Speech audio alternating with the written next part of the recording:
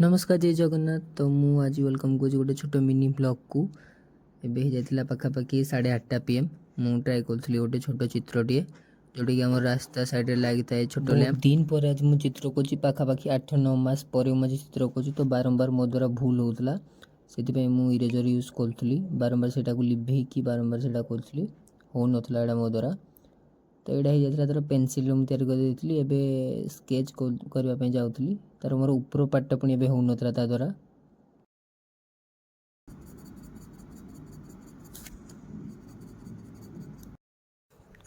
तो आर्ट हो जाता पूरा संपूर्ण भाव में रेडी। एबे आउ टिके जस्ट मझीरे जो गारटा पड़े साइड जो गारटा आसे से पकई नी तो मन पड़गला पकड़ापी। तो आज रही जय जगन्नाथ। चैनल टी सब्सक्राइब करदे, लाइक करदे, शेयर करदे, चित्र बनवाई ट्राए करेंगे आप जो फ्री थे।